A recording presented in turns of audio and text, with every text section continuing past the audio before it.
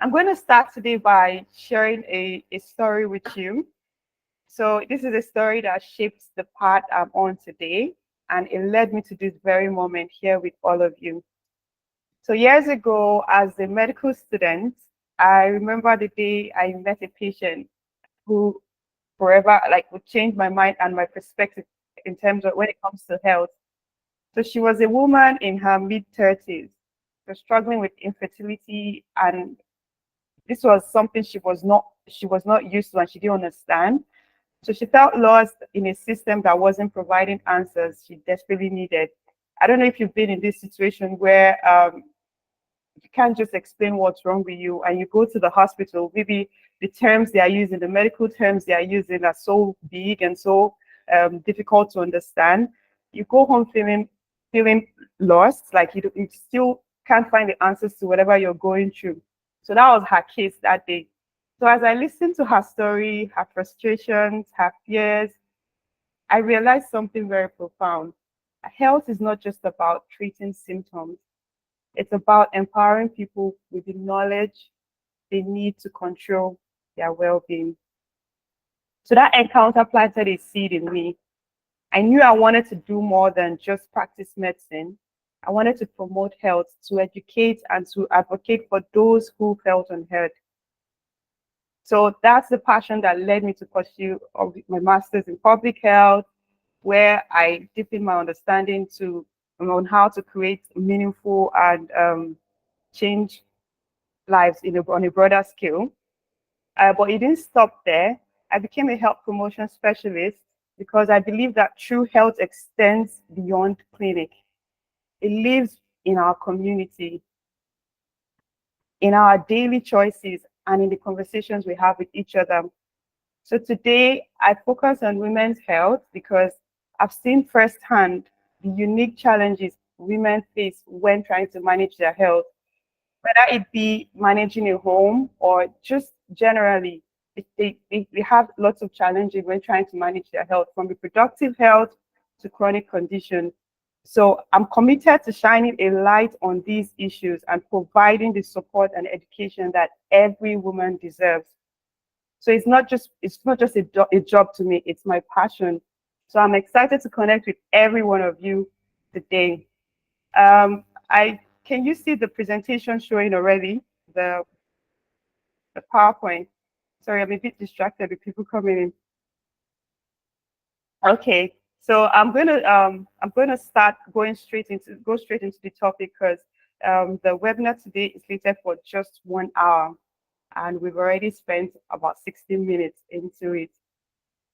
If you have any question, you can just pop in your question. If you have any technical issue or question, you can just pop it in on the chat, and someone will respond to you.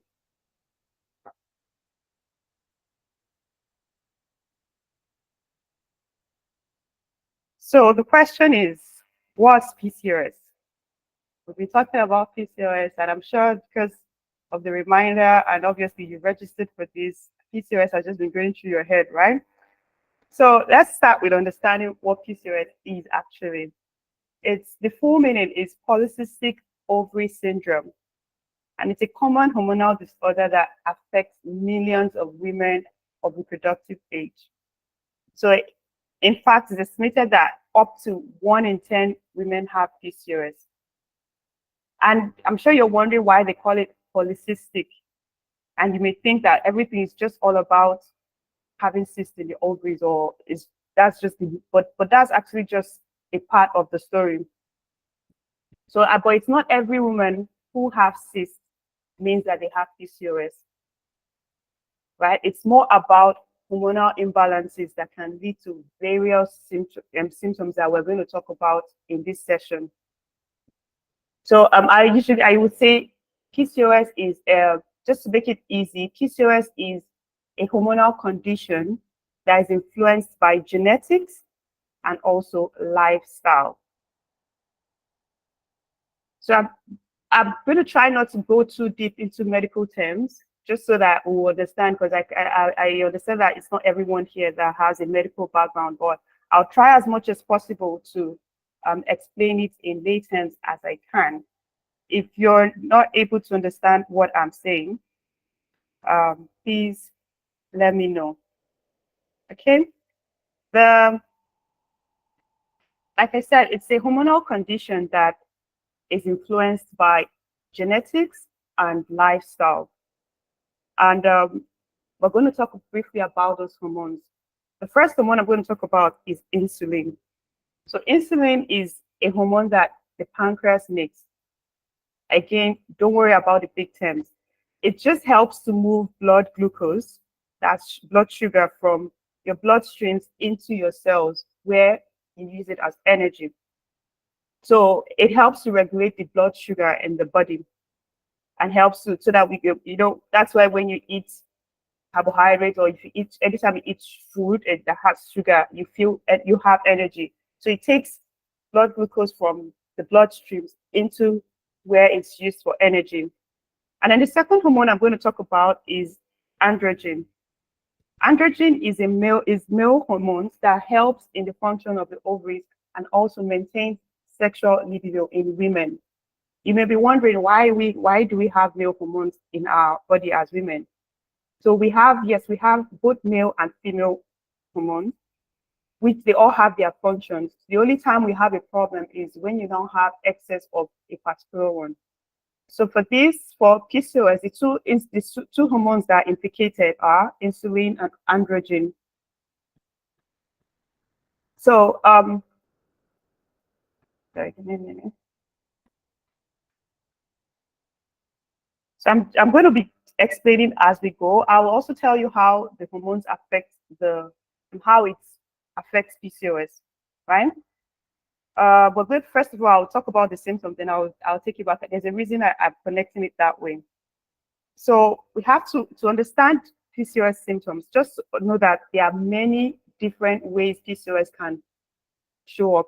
So you may have about 5 different people with PCOS, and they may not have exactly the same symptoms. And so it's important to recognize that every woman's experience is unique, like it's completely different. The first one I'm going to look at is irregular periods. So now, many women with PCOS have irregular periods or infrequent menstrual cycle. So because some questions came up, as some people were asking, why is it that my period starts and stops for a while and then starts again?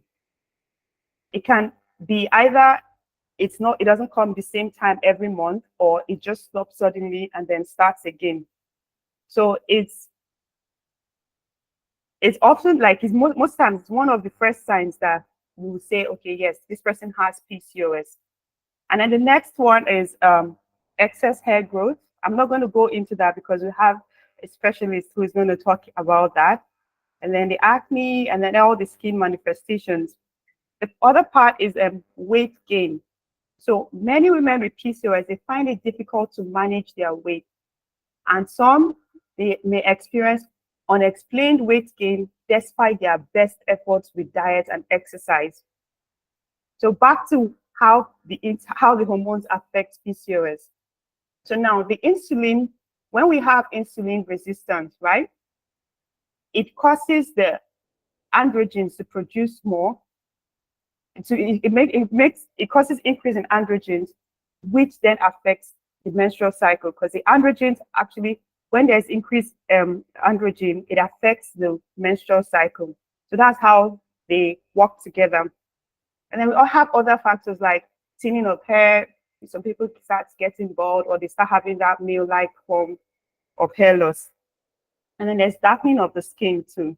But Dr. Jacqueline is going to talk about all of that.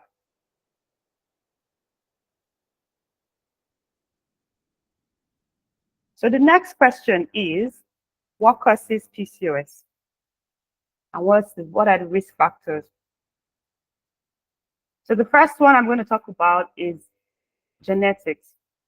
If you have a family history of PCOS, you're more likely to develop PCOS, or someone in your family to develop PCOS. So that means genes play a role in that. The other one is insulin resistance, like I mentioned. Many women with PCOS have insulin resistance, meaning that their bodies don't use insulin effectively. So that this can lead to a higher level of insulin, which may now cause the ovaries to produce more androgens, disrupting normal ovulation. And then we have the hormonal imbalance.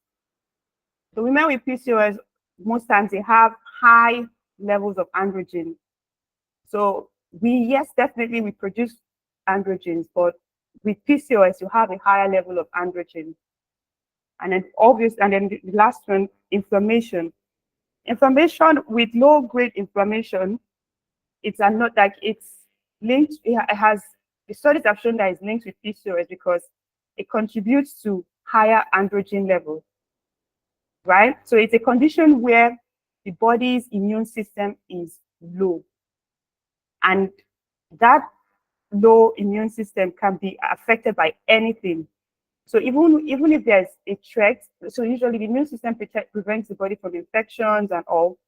But when it's consistently low, it means that every little threat can affect the body. Then the other ones are things like family history, upset family history, that's genetic predisposition, and we have obesity and sedentary lifestyle. Please, if you can't hear me, just let me know. Okay. So now the next point is the impact PCOS has on the health. It doesn't just affect the reproductive system, because most times when you hear PCOS, everybody thinks, oh, it's for women and it just affects their reproductive system. And then definitely, because you've heard ovary, you'd always assume it would affect just the reproductive system. But it affects it affects the metabolic part of the body and also psychologically. So PCOS, the first one is infertility. It's one of the leading causes of infertility in women because it can interfere with ovulation. And many women with PCOS, they find it difficult to conceive.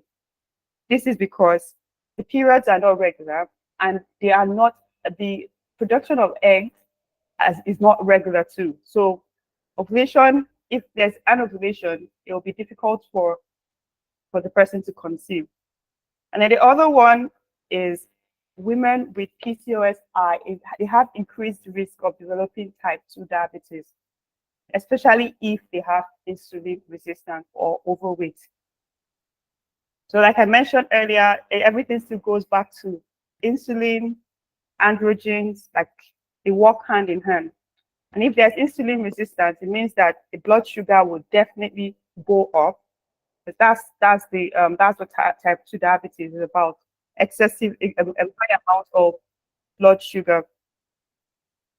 Other metabolic issues like heart disease, insulin resistance also can lead to obesity.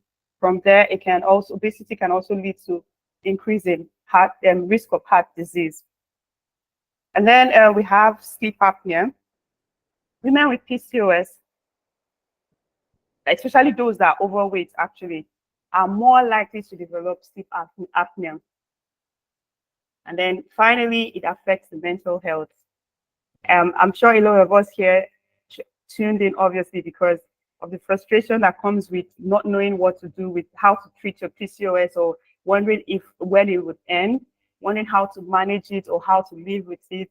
It comes with a lot of mental health issues like anxiety, depression, and then sometimes also it can affect self-esteem, because when you start having facial hair like a man, you wouldn't want to, definitely your confidence, your self-esteem wouldn't be the same.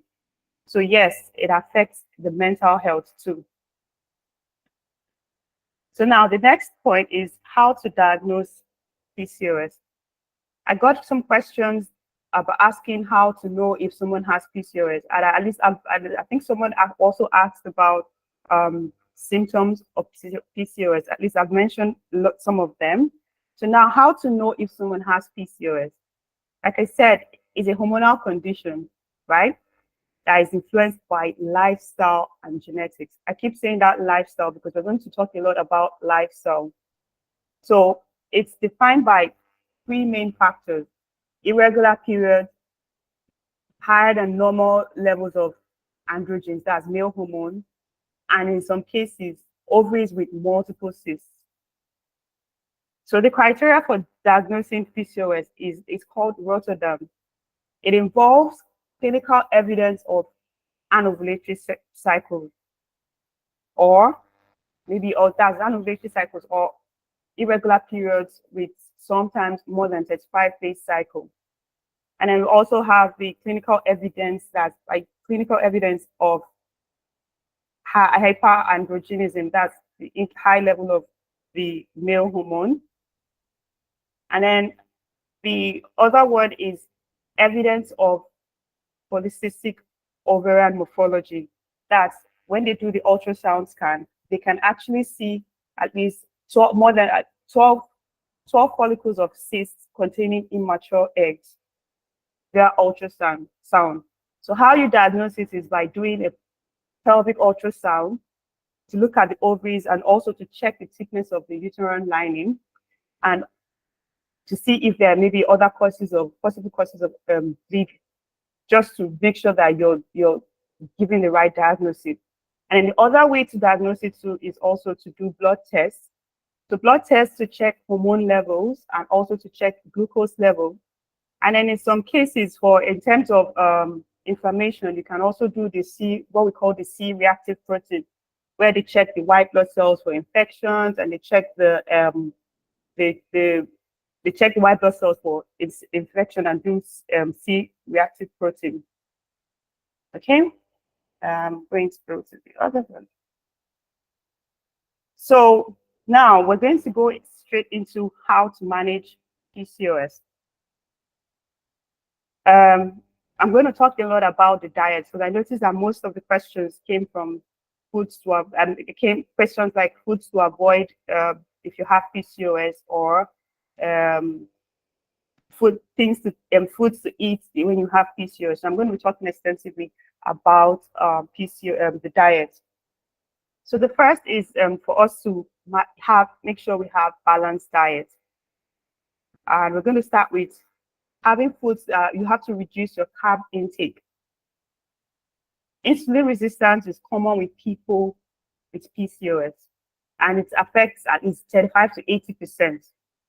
So high insulin levels are associated with increased body fat and weight gain. And then, so decreasing carbohydrate consumption can help manage PCOS by lowering the insulin level.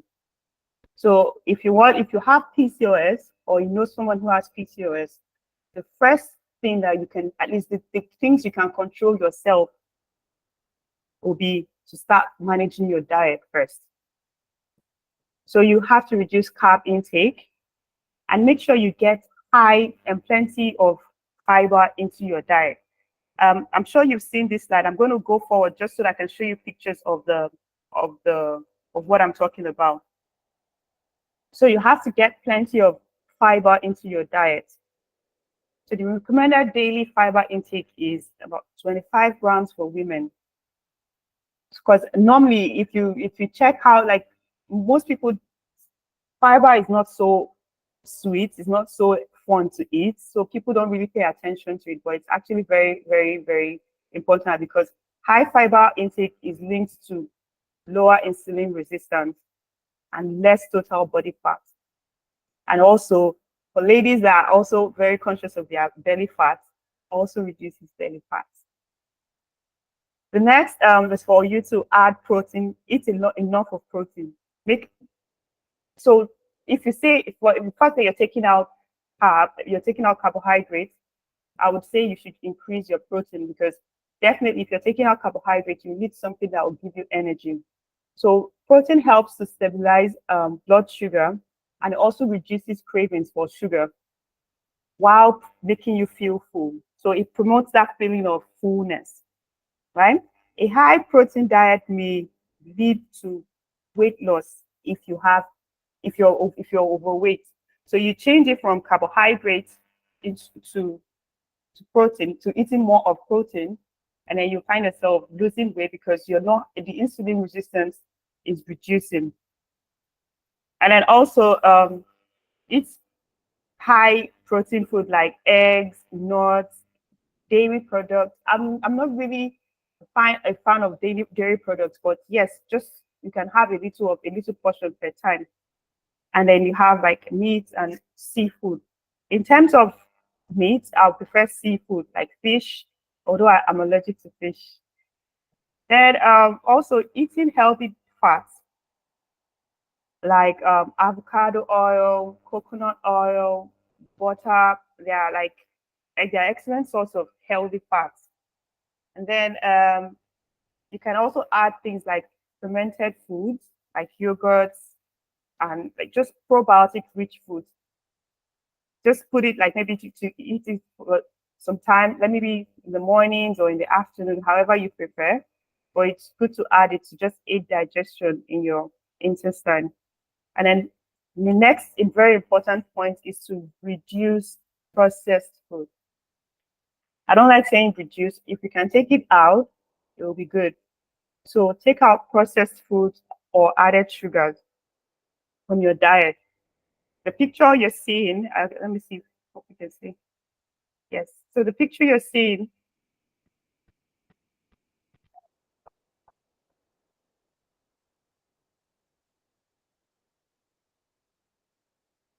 sorry, I'm trying to open the slide.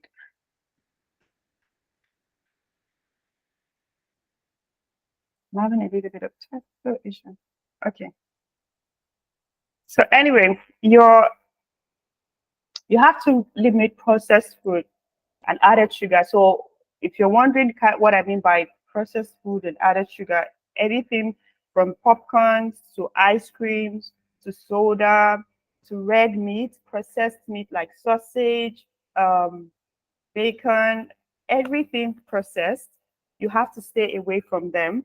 You also things like burger, even the bread we eat daily, you also have to stay away from bread.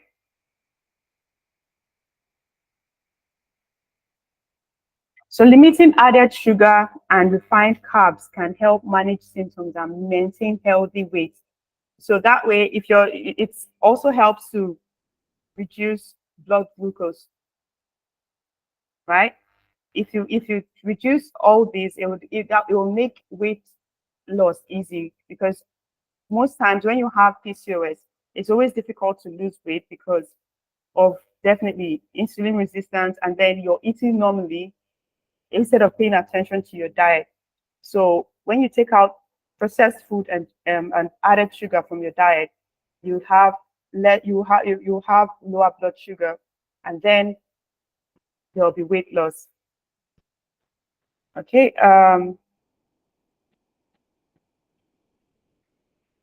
So the next thing I'm going to talk about is fertility and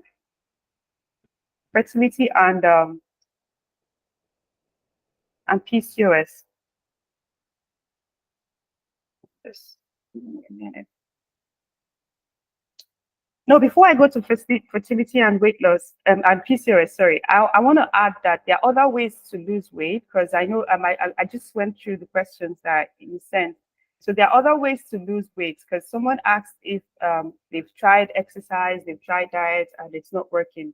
So if in the case where you've tried everything I've just said now and you're still not able to lose weight, even though they recommend that you should have at least 150 minutes of moderate activities per week. So exercise can, yes, definitely help reduce your weight. But in the case where you're not able to, you can then speak to your doctor and then decide to be placed on Orlistat. It's a medication um, that doctors use sometimes to help to reduce weight when it's obviously difficult for the person to lose weight, and losing weight is very important for their health at that time. So they decide to use Orlistat. So what happens is it works by blocking absorption of some of the fat you consume, reducing your overall calorie, and then obviously promoting weight loss. So you can, if you've tried all the other options I mentioned, you can also look into maybe discussing with your doctor to be placed on Orlistat. The other one is you also have to take if you've gone to the if they've done the blood test and they've seen that you have high blood cholesterol, you can also take statins. There's something we call statins that they are for cholesterol. And so how it works is that it lowers the cholesterol levels in your body by inhibiting the enzyme involved in producing cholesterol in the liver. And managing it is very important because it helps to reduce the risk of heart disease, which women with PCOS are at higher risk of because of insulin resistance and obesity. So now, the other ways for you to manage PCOS, which is with the medication. Obviously, I mentioned that you have irregular periods, you have weight gain. Dr. Jacqueline is going to talk extensively about the dermatological part. And then, so now for the irregular periods, to manage irregular periods, we usually use contraceptive pills or intermittent progesterone tablets, right? So now this is for those who don't have plans of, like if at the time or during that period, you don't plan to have a child because it's contraceptive. So usually they place you on contraceptive pills. This would help to regulate your menstrual cycle and will also, I'm sure Dr. Jacqueline will mention it. It obviously has a link to helping with acne and the hair and hair growth too. And then the good thing about contraceptive pills is that it also protects the wall of the uterus. Then for fertility now, PCOS and fertility, right? The first line of treatment they use for fertility for PCOS is clomiphene. Again, every medication I mentioned here, you have to discuss with your doctor, wherever country you are in, just ask questions about it and ask how you can be placed on it. So now, before you're placed on a medication, you'll be told the side effects, and then you have to see if it's something that would work for you because they all have their own side effects. So you use medications like, and the first thing they usually use is clomiphene, right? And what it does is that it's used to stimulate ovulation. So because, the problem we're obviously having with PCOS is anovulation. So the clomiphene would help to induce ovulation. And then also you have another drug that they also use called letrozole. It's either they use clomiphene or they use that. So normally clomiphene is usually taken 5 days from the first day of your period and the first day of your menstrual cycle. It comes with lots, like I said, it comes with lots of side effects, and it's not everyone that it works for. But yes, they've seen at least that the success rate is about 70 to 80% have experienced successful ovulation. So that means it worked very well. The other medication that sometimes that doctors use is metformin. Someone also asked the question on metformin, but I'll get into that when I get to that point. So metformin normally is a medication that is used in type 2 diabetes, and it helps to lower insulin level by stimulating ovulation, and it also helps to lower insulin level and stimulate ovulation. Please, if you're still here, can you just raise your hand? Okay, I hope I've not bamboozled you with lots of medical terms.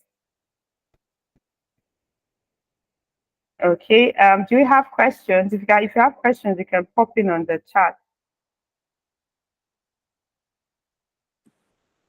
Yeah, the questions in the chat already, Dr. Ivy. Oh, okay. Someone is asking about sleep apnea. Okay, let me see. Thank you.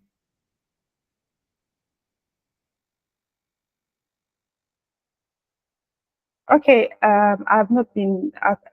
I'll check questions after the presentation.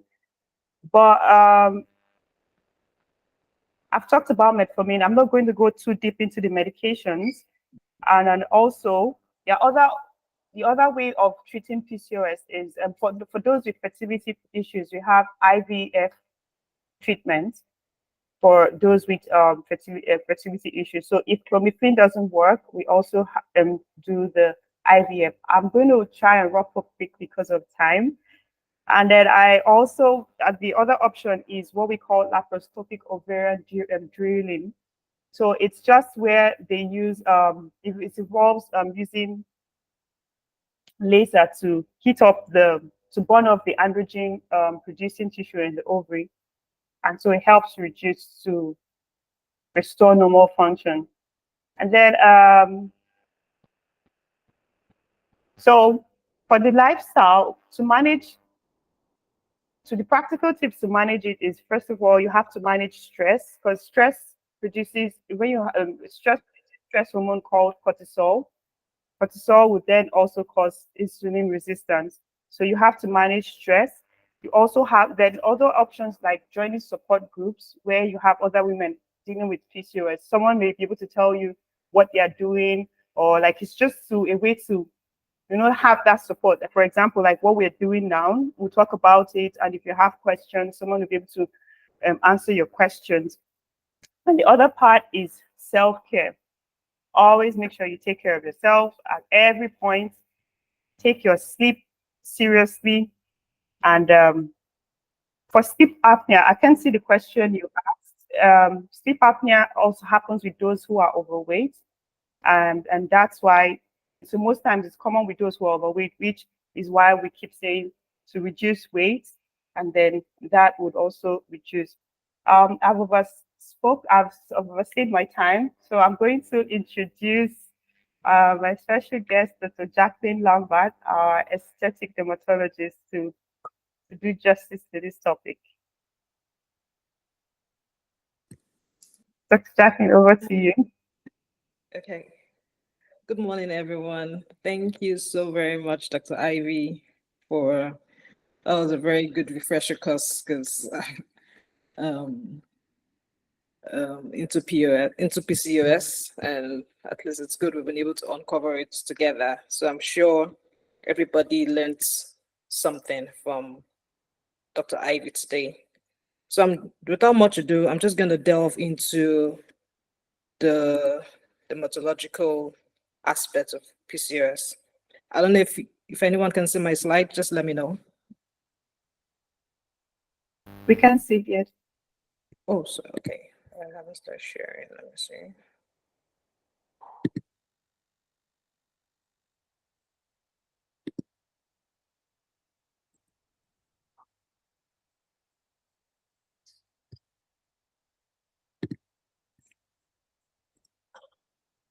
Okay.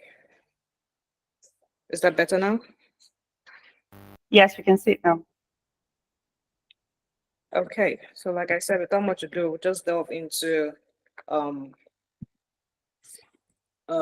dermatological aspect of PCOS. So like Dr. Ivy already said, I'm just going for the benefit of those who popped in late.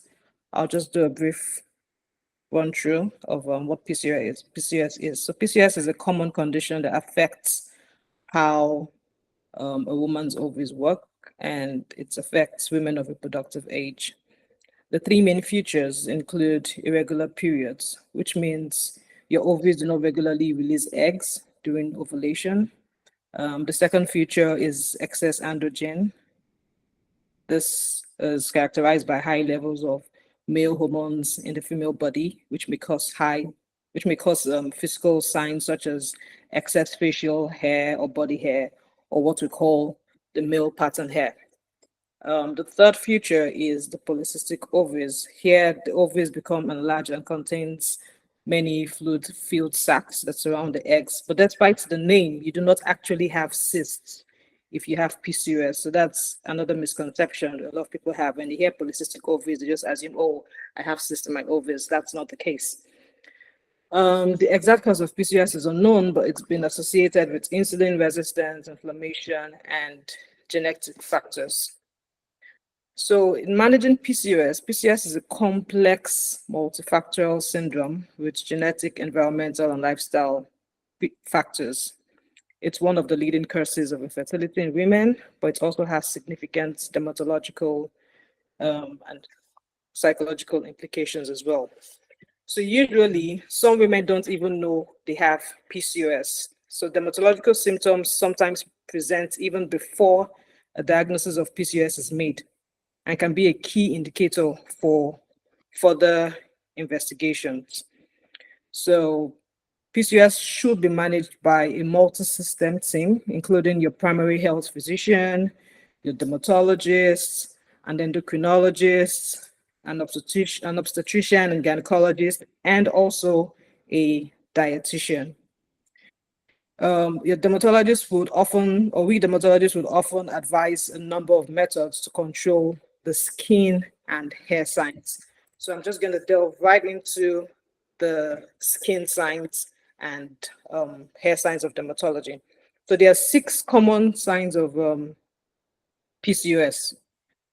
So we have acne, oily skin, hirsutism, that's excessive facial hair, um, um, skin tags, and acanthosis nigricans, and also the last one being the androgenic alopecia. So acne in PCOS is different from your regular teenage acne. The regular teenage acne is um, characterized by open and closed comedons, but the acne in PCOS usually starts later in life, from about 25 to 35 years in women, and it's more painful than your teenage acne. It's painful, it's nodular, and it's cystic in nature, and it's actually deeper than the regular teenage acne. So treatment of this usually requires a combination of topical agents such as retinoid, salicylic acid, and also systemic therapies such as combined oral contraceptives, anti-androgens such as cyproterone acetate and spironolactone, and in very recalcitrant acne, you have isotretinoin. So this is why there's an emphasis on PCOS being managed by a team of doctors. So it's not just like in most medical condition, your skin would, or sometimes, yeah, in most medical condition anyway, your skin is actually the first sign to tell you that there's something really going on. So when you're having this form of acne, yes, it's good to see your dermatologist, but you also need to see your endocrinologist because the acne in PCOS is hormonal. So you need, like Dr. Ivy has already mentioned and done justice to that, you need to be on hormonal therapy and also anti-androgen drugs. And other ways we manage acne in dermatology is by chemical peels. There are different range of chemical peels.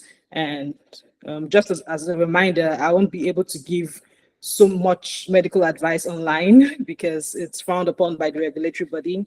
And really, I don't have access to your full medical history or benefits of clinically examining you. So most of the advice I'll be giving on here is just going to be generic. You still need to see your doctors, your dermatologist, your endocrinologist, your obstetrician and gynecologist to give you a tailored plan because PCOS is different in every woman. So you don't necessarily, or you won't necessarily exhibit all of these signs. And usually, like we've already stated, you need to at least have 1 or 2 features of PCOS. Either you're having excess androgen or you're having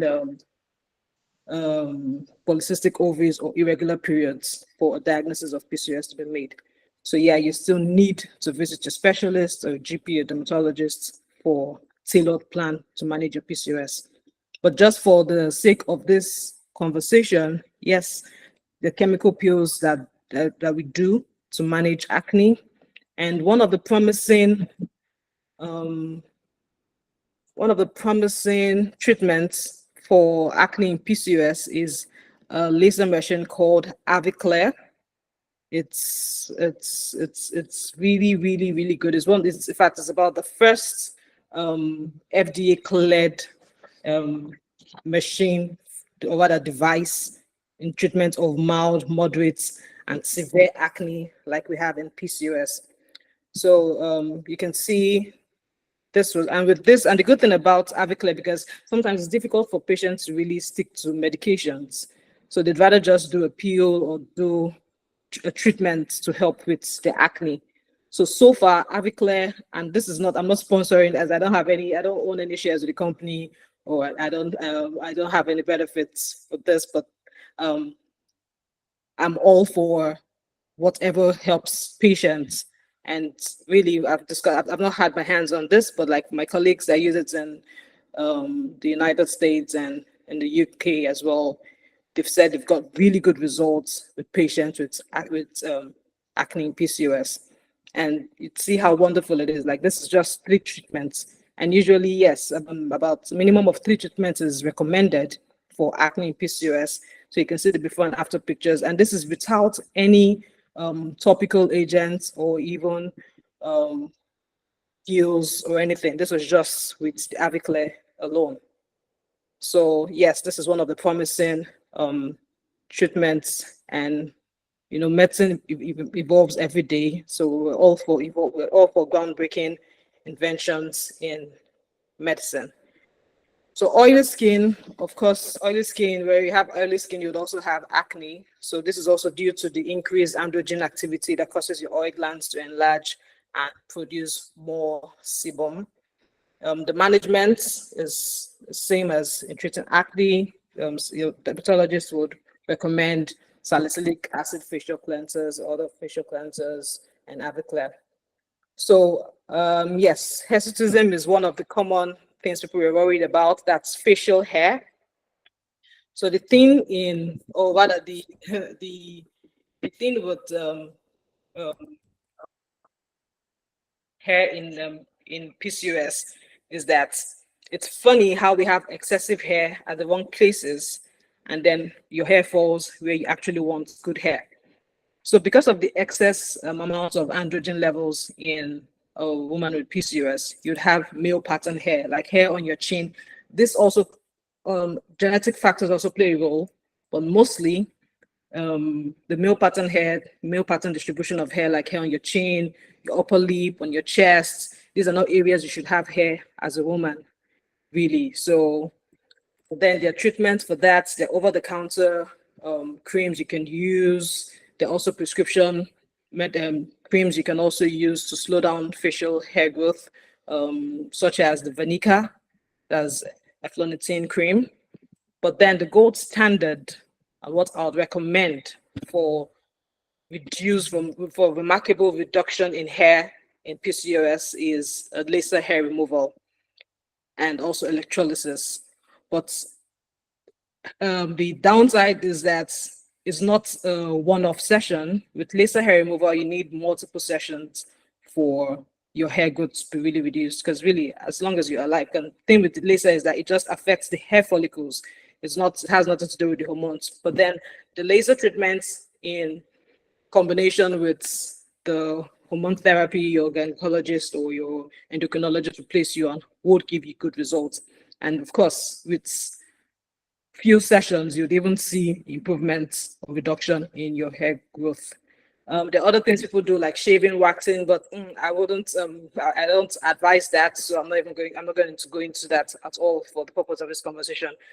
So for laser hair removal, that is your go-to for permanent hair reduction if you really want results or if you really want reduction in hair growth. Another skin sign, it's acanthosis nigricans. I don't know, where's my pointer now? Okay. So these are these dark velvety patches of skin that commonly affect the creases of the neck or your armpits or even under your breast as well. Some people mistake this as dirt. They think, oh, probably you don't scrub your skin well enough, and it can be quite embarrassing because people get sent to look at that part of your skin, but it really has nothing to do with dirt, because even if no matter how you scrub off, it's not going to go away. And this is due to the hormone called insulin. So you see how all of this ties and why it's actually necessary to have a team of doctors working on you if you've been diagnosed with PCOS. So acanthosis nigricans also goes with skin tags. If you can see this growth here, and skin tags are usually soft. They're non-cancerous growth, so there's nothing to worry about. It's often just a small stalk, and it's thought to be due to the effects of the hormone insulin as well. The good news about this is that skin tags can be removed. There's something we do. There's something we do called electrocautery. So what electrocautery does really is just it's a device that uses heat from an electric current to destroy this abnormal tissues. So, oh yeah, for keratosis nigricans, you also have, sorry, yeah, metformin and topical retinoids would also improve that. Then, androgenic alopecia, like I said, this is hair fall in PCOS. It's funny how, like I said earlier, how your hair grows where you don't want it, and then where you want it, it's falling off. So this is due to the hyperandrogenic state.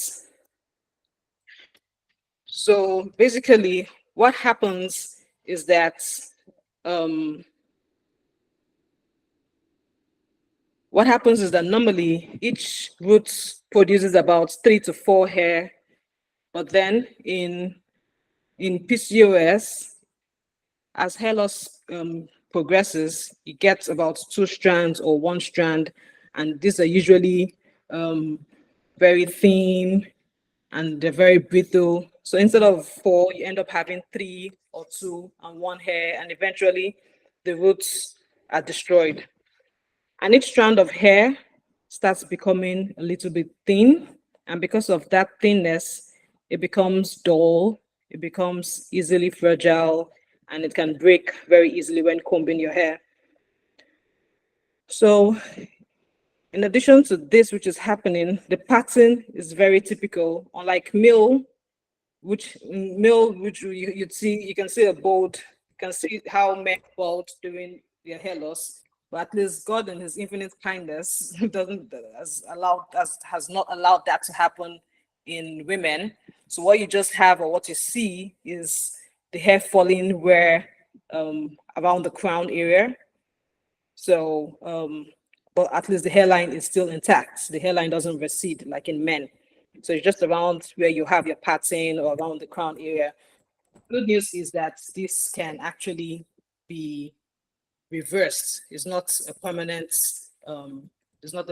thing.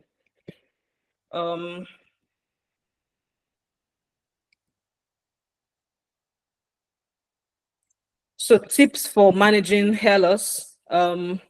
Really, you need to see a gynecologist and dermatologist. And the thing with why you need to see them is that there is actually, it's not every hair fall that means you have PCOS, because normally you have about 50 to 100 rather hair fall every day. That's normal. But then when it's more than 100 strand, then you actually need an expert's advice. So your dermatologist rather would do something we call a dermatoscopic examination, which is like using just a little camera to examine the hair. You can see it here. So we just examine and then ensure that the hair is not completely lost. But then, like I said, there are treatments for this. The treatment for this, and one of the common ones is minoxidil, 5%. Here we just apply serums, and over-the-counter medication, really, you can get that. But then in cases where it's becomes severe, you need to actually do some other treatments. One of the popular ones we do in dermatology is PRP therapy for hair loss. In PRP, your blood is taken, and then we centrifuge it, and we just get the platelets reach the plasma from the blood. So, and then it's injected into where the hair is falling. This has really been very, very good. We've gotten really good results with this treatment. Another thing we do is, but in severe cases, is the hair transplant. But really, I don't think you would actually need to see, you really need that.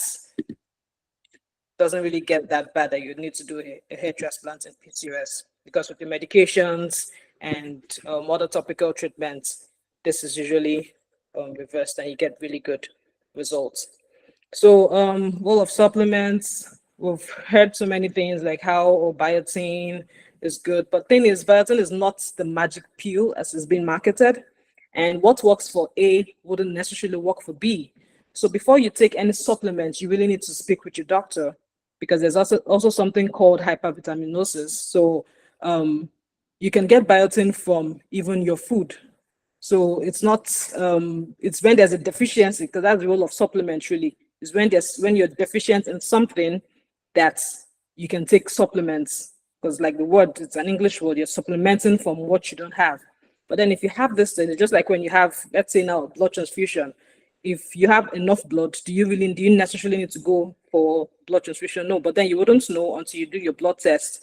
So it's when you do blood test or when you go for examination um, and this thing is noted that your doctor would recommend you take this supplement. So please don't just pop supplements just because it's the coolest thing. And so everybody on social media is taking collagen supplement or biotin. No, please ensure before you take anything, you discuss with your doctor, a team of doctors managing you, really. So we're going to talk about some common hair tips, some common home care tips. I got some questions about PCOS, if PCOS can cause dandruff or dermatitis. So PCOS would not cause this conditions. Yes, you can have that going on already, but PCOS would not cause it. Because the thing with PCOS is, rather in PCOS, the home care tip is actually, we actually advise you wash your hair, but not even daily, as like you don't really need to strip off the hair from the oil, the oil from the hair, because you need that really. So I'm trying to get this slide.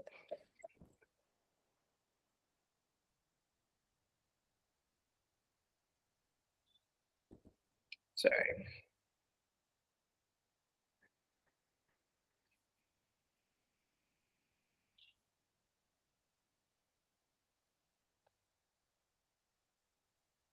Sorry, I don't know, my screen is freezing.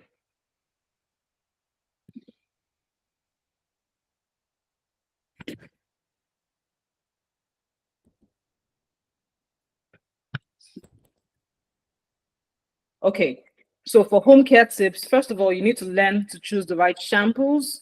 Um, there's some shampoos that contain medicines that would grow back your hair, and then there's some that would just wash them nicely.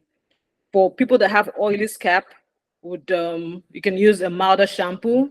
Most of the um, once in a week, but then probably if you have excess oil, then you can use it more often, like probably twice a week. Then for people who have dry hair, you can use a milder shampoo twice a week. That's my take really.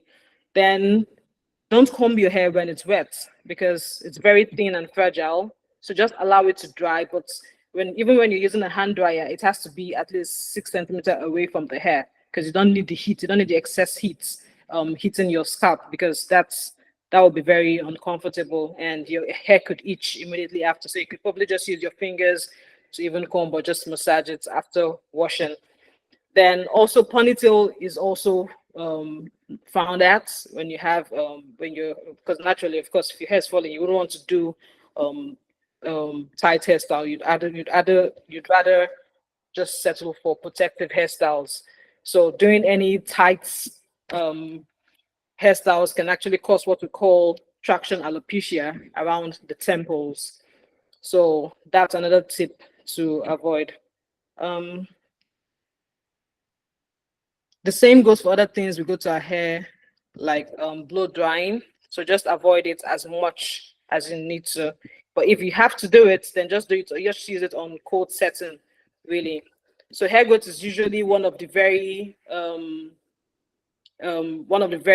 apart from acne, of course, because that even affects your confidence. Um, Hair loss is also another worrying thing because some people might even be worried, oh, am I having cancer or something like that? No, it's not. It's just one of the unfortunate signs. of PCOS. So, um, of course, when your hair is falling, you would want to avoid things like bleaching your hair or coloring your hair and all of that, because all of these chemicals would also damage your hair. Because you're exposing your hair to very high concentration of chemicals. So just avoid all of that, because your hair shaft is just like a fiber sitting. So when it's damaged, more than 50% of it can fall off. So just try as much as possible to avoid it. Um,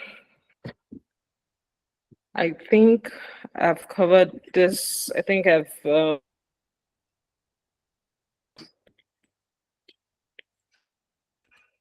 okay. So we said we're not going to bore you with too much information. So I think that's it for now. So Dr. Ivy, over to you. I don't know if you had any questions during the presentation. Okay, thank you so much, Dr. Jacqueline. I'm just trying to pull up the questions they asked while registering. I just have some few questions for you. I think you've answered the first one. Um, Someone said, "What is the solution for facial hair growth?" What's your definite solution for facial hair growth? Okay, so like I said, there's really no definite solution for facial hair growth, because what I recommend is the laser hair removal. And with laser hair removal, it's still not a one-off session. You need at least a minimum of 6 sessions for the hair to really be reduced. But then with other medications like the anti-androgen pills you'll be placed on, these would also reduce the rate at which the hair comes out.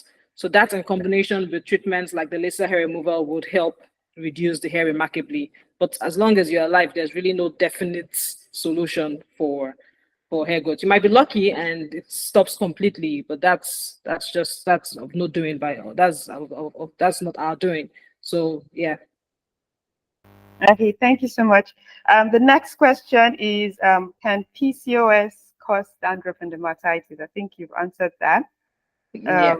The other question is, my acne keeps recurring. What should I do? Okay, so acne is really, even without PCOS, acne is a really frustrating skin condition, both male and female, because you have so many factors that could lead to your to blockage of the sebum. So really, as long as you're stressed, as long as you have this overdrive of the hormone of the male testosterone hormones, you really cannot stop acne. But then what we do, like the drugs you're placed on, the pills and the treatments as well, would help, so that even if normally you have probably 10 pimples around your period or around ovulation, with this treatment, it can be reduced remarkably to probably 1 or 2. So that's a win for us. So it's not completely, there's really no, apart from Aviclair, which I said is one of the promising, and I'm really excited about that. It's not quite popular. It's not popular yet in other parts of the country. Like I don't think we have any in Nigeria right now. But Aviclair is one of the promising treatments. I think I already showed the slide on that, but it's one of the promising things really for recurring acne. Because sometimes a lot of people, because I even there's a doctor I follow on Instagram, Dr. Angel. She's a dermatologist and she's been battling with acne for years. She has tried almost everything. She has tried peels, she has tried even isotretinoin, she has tried spironolactone, she's seen team of doctors, but still she breaks out, and she still breaks out up until she did an Aviclair treatment, and right now she's even the pioneer of Aviclair laser. So that is the only thing really that has worked for her. But then it doesn't necessarily mean that everyone will have that severe acne in PCOS. But when it's recurring, then yes, you need to see your doctor, you need to see the dermatologist to tailor your treatment. So yeah. Thank you so much. The other question is, does having facial hair mean I have PCOS? Okay. No. So there are other factors like genetic and ethnic factors as well. Like in Nigeria, where I'm from, there's a tribe, like in the Igbo tribe, um, it's common in women to have facial hair. it doesn't necessarily, it's not necessarily tied to them having PCOS. And like I said, you need at least two features of PCOS to actually be diagnosed with PCOS.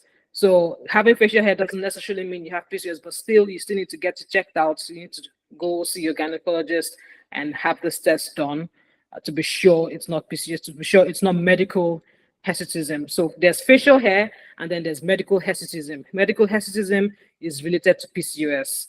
But even if you have facial hair that is not related to PCOS, then you can still go for treatment like laser hair removal to also help with that. Because I have patients almost every week they come in for laser hair removal, and it's not necessarily they don't all have PCOS.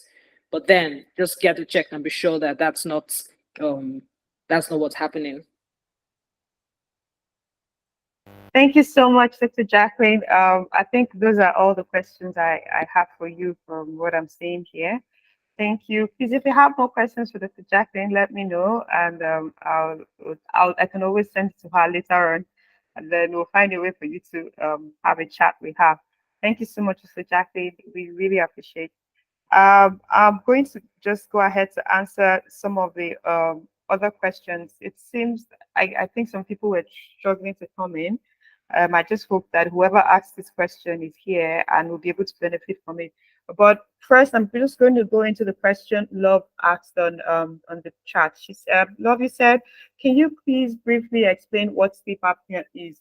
So, what happens with sleep apnea? Sleep apnea is just when the airways relax or they narrow, like the narrowing of the airway, or when it relaxes as when you're sleeping. So it makes the person starts making that choking sound, like they're trying to get in air into their lungs. It's usually common with people with obesity or people who are like, or the elderly as they get older. So that's what sleep apnea is. So the reason why we mention sleep apnea for PCOS is because a lot of people with PCOS are overweight, and so there are chances that they would have sleep apnea, because I mentioned that sleep apnea is usually common with people who have obesity or the elderly. Okay, so I'm going to go to the question. Someone asked, does yoni pills help with PCOS to extract cysts? So in case you don't know what yoni pills is, it's some people call it vagina pill, right? It's actually small pastries, like not tablets, but like they are very tiny, that that they sell to people to insert into their vagina, according to them, to help to detoxify, to also cause vaginal tightening, and lots of. I bet the drug actually, from the people that created it, it has lots of effect on the reproductive health. So now the thing is, at the point I didn't mention earlier, is that yoni pills, they're actually just a combination of different herbs that they put together, and then they put them in small quantity for you to then insert into the vagina.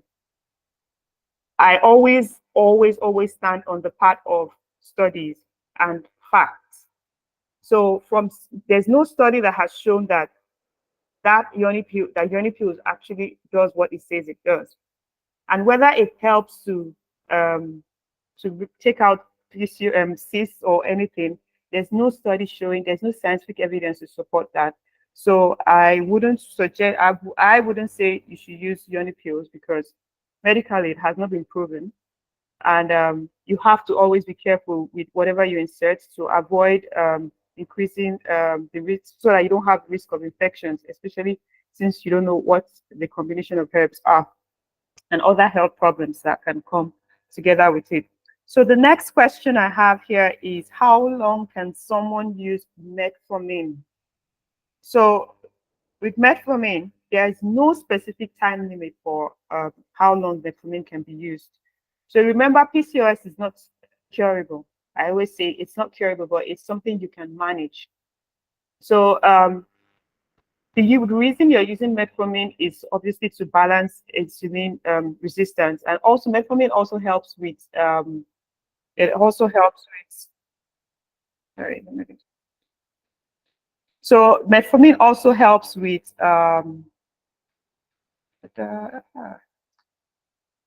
It also helps with regulating your menstrual cycle. I know it sounds strange, but yes, studies have also shown that.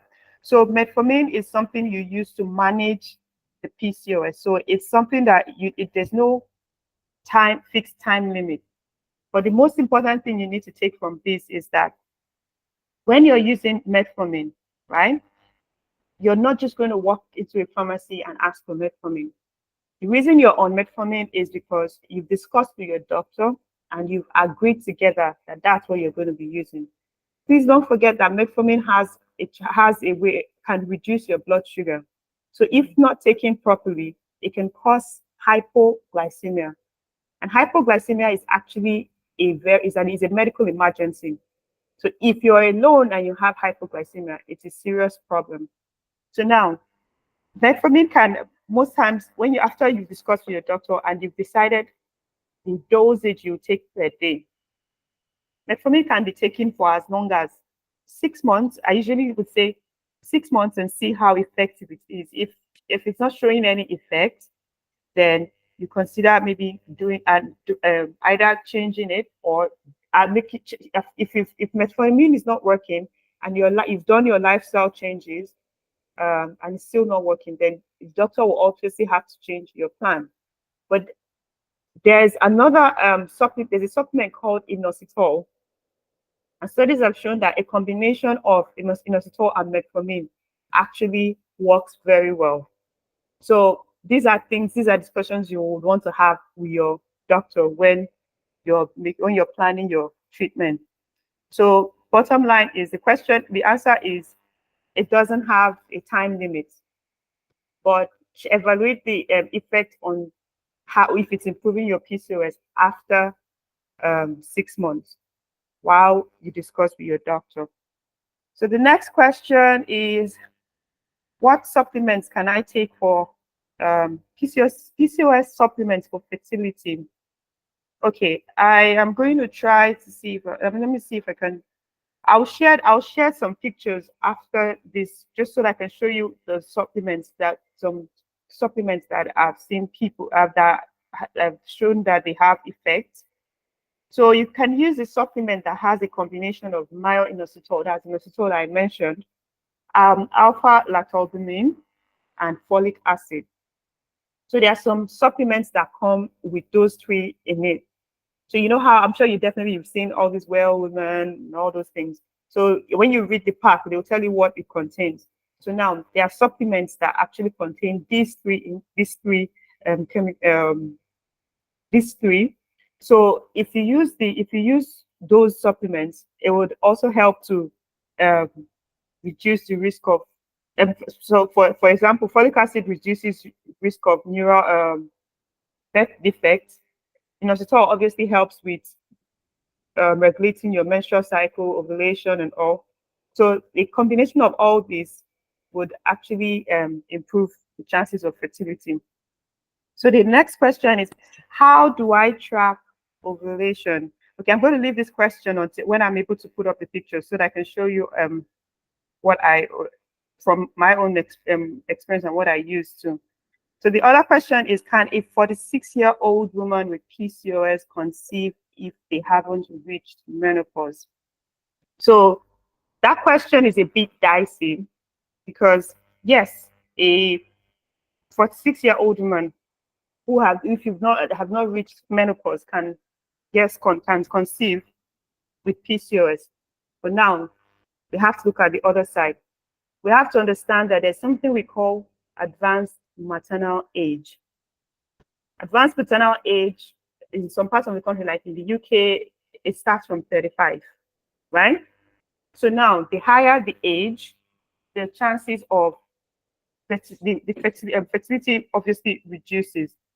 So now if the person is 46, we have to consider if as long as once we've ruled out age factor, right?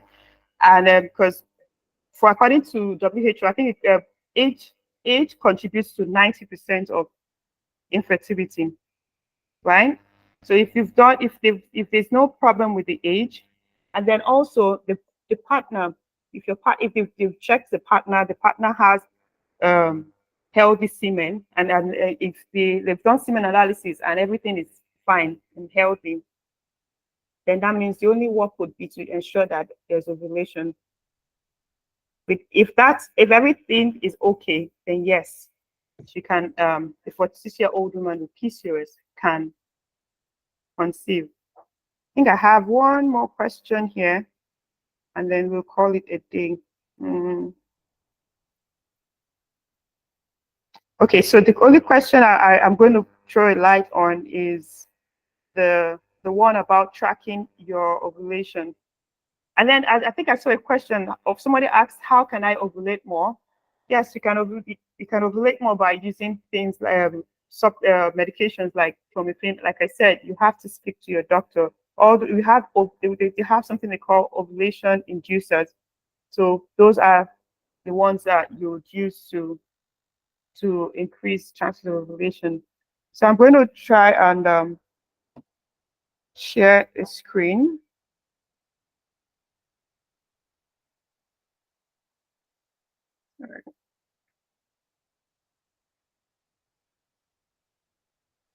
And I'll just show you samples of what how to track your period while ovulating.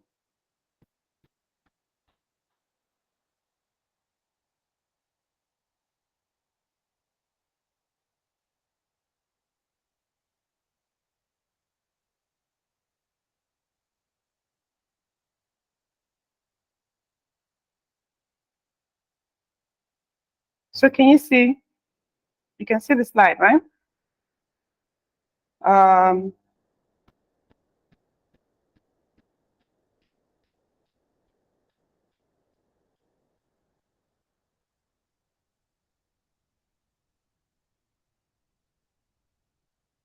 I wanted to show you.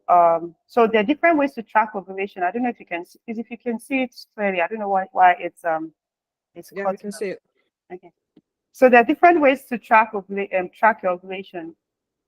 The first is using the app, and then also we have what we call ovulation predictor kits, and we also have definitely the traditional method of checking the mucus, that's the cervical discharge, and also we use body temperature. You know how then in those days, I don't know what part of the country you are in, if they say your temperature is hot, are you pregnant? Like they use the temperature to know if you're pregnant. I don't know how they used to do it in those days, but I know they've said they usually use diagnose pregnancy with body temperature. So the first one is the app. Is the app. So this particular app is what I use to monitor my period. Yeah, the reason why I'm sharing it is because it's actually simple for me. So for the person that asked how to track their periods, this I know, yes, we've already stated that the period we have irregular periods with PCOS, but this would give a bit of a guide. It will give guide because that way we will be able to record the inconsistencies.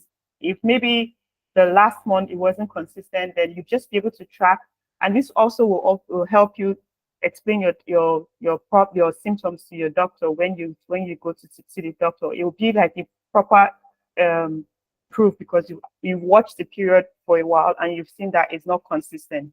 So this method actually, I wouldn't say I this is for someone who doesn't have PCOS. So this would help a lot for someone who doesn't have PCOS. But for someone who has PCOS, what I suggest is the best, actually not I just suggest, that's the best way to find out is using a predictor test kit. So this has shown that to be very, very effective. A lot of studies have shown that this would give would be able to give you a bit more accuracy. But one thing about this, whenever you go to get an ovulation test kit, just make sure you ask for the one that has a high threshold for luteinizing hormone. I know what I've just said now, maybe if it's not if you didn't hear me well, just ask for some test kit that has high threshold for LH. They will understand what you're saying. Just tell the pharmacy LH. So that's when you will get accuracy with this.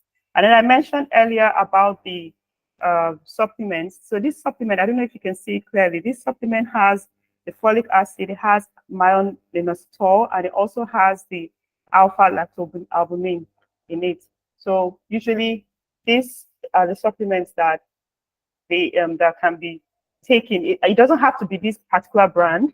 I'm just showing you what it looks like, how it has the three different components. So you can get any supplement that has these particular um, components in them. I think I've wrapped up, I've finished with the questions. So Well, we've there's one more question in the chat room. Sorry, Dr. Ivy. okay. Asking if there's a male equivalent of PCOS, which is quite an Okay. interesting question. Yes. So yes, I know when we hear PCOS, you actually think that it's for females only. But in Mhm. family, we talked about family histories and genetics. So you may be wondering, so what if the previous generation there was no females in the family? So how was I supposed to know if it's in the family or anything? But most times, you see, I know if anyone is bald here, don't be offended. But most times, when you see when there's a consistent trace show of baldness in the family, except for the Mhm. guys, you would know that there's PCOS in looking around somewhere. So yes, you Yeah. have the male equivalent, but males don't have ovaries, so there's no cysts going on around their ovaries. In terms of the hormonal patterns and all, yes, that would show because of the hair pattern and hair loss. Mhm. Okay, so It we've just come to the exhibits end of. the Sorry. sorry, I was saying they just exhibits the characteristics of PCOS, like the hypogonadism, the metabolic syndrome, and then the androgen excess and hair loss, like you've mentioned. But there is really no equivalent of PCOS in males, yeah, because you don't have periods, so you can't, you really can't. Yes, thank you so much. Because I'm yet to see them having a ovaries Hmm. that would that would cause the irregular periods. Okay, so we've come to the end of the um, session today. I hope you all enjoyed it. Please, if you did, can you pop in the session